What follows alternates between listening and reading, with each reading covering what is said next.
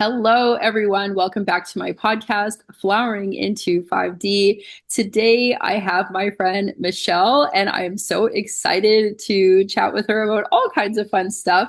But I'm just going to give you a quick little overview, a little bio on Michelle. So, she is a somatic and Reiki healer. She is incredibly skilled, I can say firsthand experience, about bringing us people back into our bodies following trauma, burnout, and overwhelm, and just allowing us to thrive again. So, Michelle, welcome. Thank you so much for joining me today.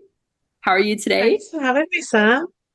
Yeah, it's my pleasure. It's my pleasure. So, we both love tarot, first of all. So, let's just We dive right do. into that. We love fun things like tarot and human design. So, tell me more about like how did you discover tarot? How long have you been into it? Tell me more. Oh, yeah. This is a good start for any pessimists listening, actually. I wanted to go for my first reading when I was about 20 years old, and I made a phone call from a number that I Googled the first kind of local reader that came up. So this is someone about 5 miles away from where I lived. And I was actually calling from my mum's address from a landline. This is how long ago this was. And the reader picked up and she said, "Hi, Michelle." Oh my Yeah, goodness. Ooh, yeah. okay. Goosebumps, goosebumps. So I was like, oh my God, who's this woman? I need to go because I've called off somebody else's landline. She knows my name. She's the real deal. So I was in kind of pre-reading. I was like, Mm, this is for me. Um, and yeah, that was my first experience. That was almost 20 years ago. I find wow. myself going for clarity, maybe Hmm. when I'm at a natural crossroads and something's kind of stirring within me that maybe changes on the horizon. And I think this might be something that I do because I'm not a religious woman. I'm like, Mm. I need a little bit more from the universe. So yeah, it's been a bit of a treat to go and see somebody with some tools in the past. So a tarot reading something I'll do a couple of times a year. Amazing. And do you have like a Yeah. go-to person that you go to ever like that you've been going to for years, or do you just try new people or tell me more? Oh, so there's a tarot reader I love. Um I see a numerologist and I see an astrologer. Love So that. there's several readings that I go for, depending on maybe what the inquiry is. Yeah. How about yourself, Amazing. Sam? You know what? I've actually never received a professional tarot reading. Whoa. Yeah, I don't even know. I want to say what really awakened my love of tarot was after I had my daughter and I was in like this postpartum haze of like who am I and like what am I? I know I'm a mom, but what else, you know?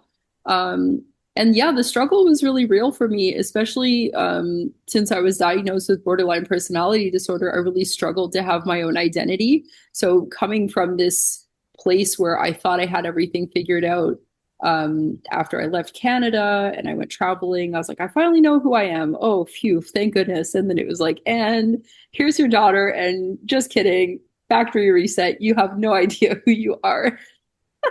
Yeah, wow. Big So, shift. yeah, so that for me, honestly, it just kind of awakened something. I was already spiritual, I was doing yoga and everything, like that. But I think having a daughter kind of like awakened this like witchy side of me where I just really loved like the divination and like the spell casting and stuff like that. So yeah, that's my Yeah. little history with tarot. Oh, it's amazing, isn't it? I That moment where you describe like what's my identity now? I think those are those kind of activating moments that make us want to reach out for some answers, wherever they may come from. Definitely, Yeah. definitely. And for me, I grew up, I wouldn't say I grew up fairly like religious. I went to a Catholic school, but my family was modern or is modern Mennonite, um, which I don't know, it never really sat well with me. It wasn't like, oh, it's awful, but it just never really resonated so much with me. And then um, to be honest with you, I was really quite indoctrinated by media and music and stuff. So I was like, that stuff Yeah. is like, ugh, like religion is garbage and dee dee. And so I don't know why I'm going off on this tangent right now, but um, yeah, it's just it feels good to be receiving answers that aren't necessarily tied to the religious indoctrination of like there is only one, and like I just I love spirituality because it's so open and so freeing, and it's not in this box of like punishment or reward. Yes. Yes. There's a Yeah. feeling, I think, that just seeds get scattered in a reading or a meditation. There's some kind of awakening, and you then take those seeds and respond to what feels most relevant. Yes. Um, that's a powerful part for me, is that you're able to respond, and I think quite naturally you remember those golden nuggets that maybe you wanted to hear. So that's an insight to your real desires. And you might never think about some words again because they just fall off you. Hmm. Um, and that's a powerful teaching as well. Definitely, definitely. And I think it's so powerful to just receive that information. Like you said, some of it you're going to accept and some of it's just not really going to resonate right now, or maybe it'll resonate in 10 years and you'll just be like, "Oh my gosh, I just had this like total, come to moment." And just trusting that it's going to come when it's going to come, like that. Yes. When it's supposed to, it will, and when it lands, or it won't land. I feel like in I don't want to say the Western world, because I think it's more than the Western world, but not everybody, many people, I will say, are really holding on to this like, I need to control things, I need to know, I need to be in the know, I need to make sure I am doing everything. And I think it's so freeing and so, mm, I'll say, yeah, freeing is the right word, to just accept that the information or whatever is going to come to you when it's supposed to come to you, and just be okay with that. Yeah. It's a practice, isn't it? Letting go and Definitely. allowing. It's Definitely. a practice. So I Yeah. want to just talk about a little bit about we both have some history working with trauma and our separate modalities. And I know that we both didn't really turn towards Western medicine as some people would. Um, Me personally, with my borderline personality disorder, and you with your PTSD. Do you want to talk a little bit about that for people who may resonate with this information? Yeah. I guess I didn't turn to Western in medicine, as in I never had a formal diagnosis of having PTSD. Mm, Um, but I had a traumatic birth when I had my daughter, who's healthy and beautiful. She's 6.5 now and thriving. But for me, it was an extremely neglectful and traumatic time. Um, and I understand now that trauma can happen from not having enough of mm, something. mhm, It's not just the impact of overwhelm of experience, it can also be this loneliness of not being held in a moment where you needed human support, human kindness.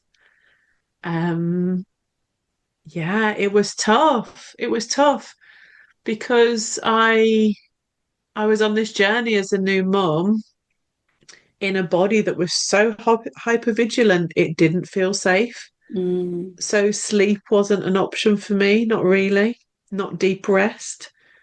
Um, And my days with my beautiful daughter were gorgeous, but time alone with my own headspace was cruel.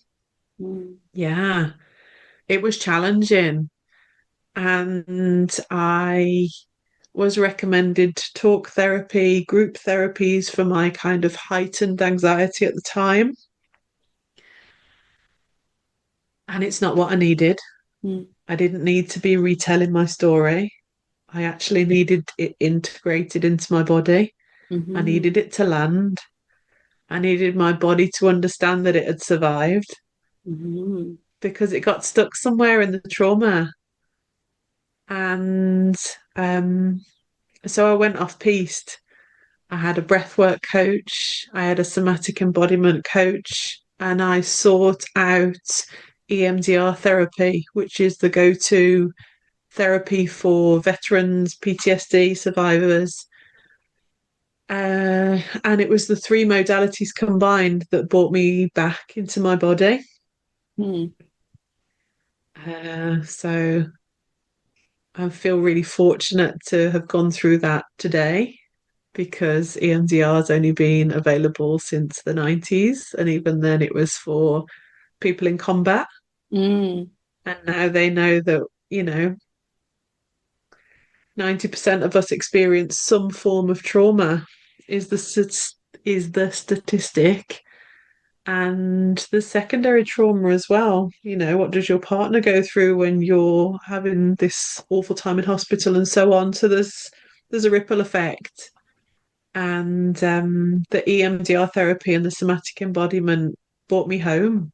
mm. I love that. Yeah, it did. It did.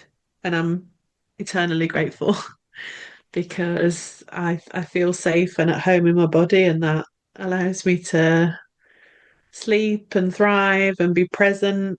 And yeah, I'm not in this frightened state that I was in for a couple of years until I sought out the right support. I love that. And when I had my session with you, I could really feel that because you held space in such a way that was so comfortable. Like it just, I could feel how comfortable you were with yourself, and therefore I could be comfortable too. And I really feel like the way that you've combined those three modalities is extremely powerful. And it's just, yeah, like it honestly, you changed my life with our session. It really went deep and so quickly, and I really truly believe it's because of the work that you've done on yourself that therefore you can hold space for others in such a powerful way. So I just wanted to say thank you for that. Yeah, thank you, Sam. It was Yeah. we some magic happened that day. Agreed. I Yeah. have to say, after our session, I like went outside and I was dancing. And usually I don't listen to like popular music or like music from my youth because I recognize now that it's so like not triggering in a bad way, but it just kind of brings me back to a place that I don't feel like myself. But I put on Mhm. some Backstreet Boys and I was like singing at the top of my lungs and just having like the best time. And yeah, it was a really powerful release for sure. It Yeah. was amazing.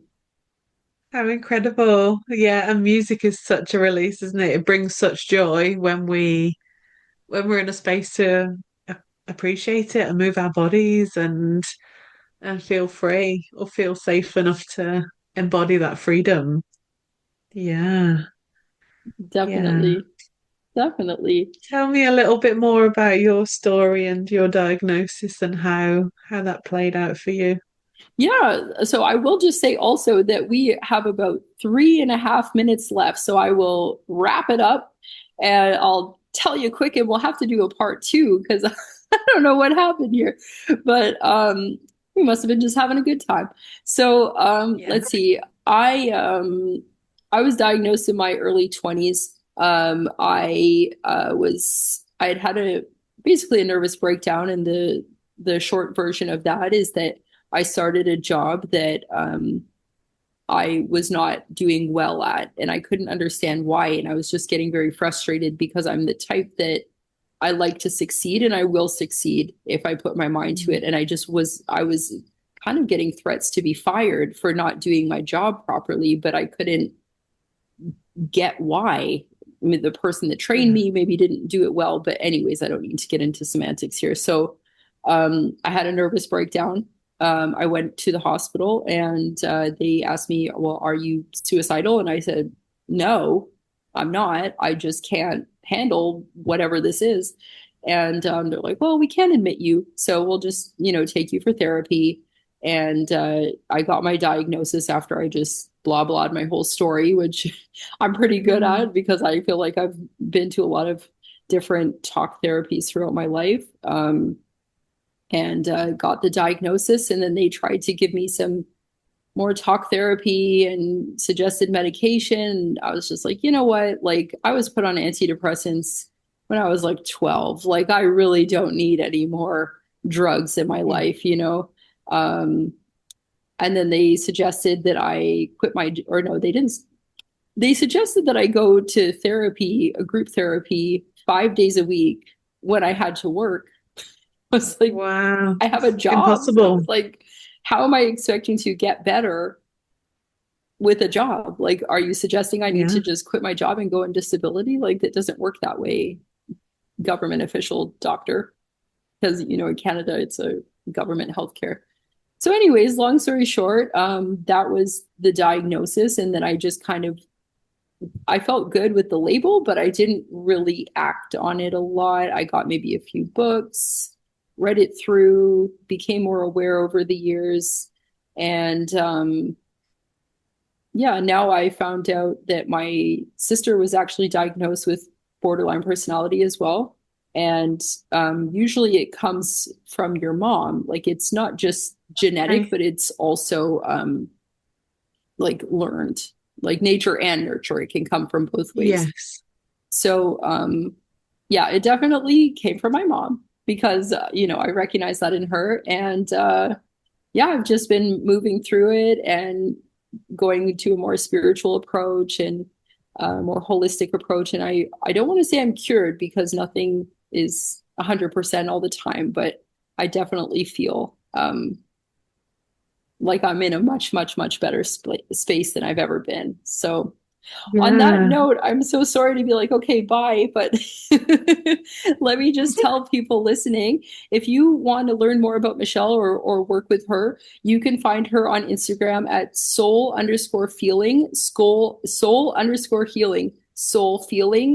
healing. We'll definitely have to come back for a part two because I'm Yeah. so sorry that we got cut off on this one, but we will come back for a part two. And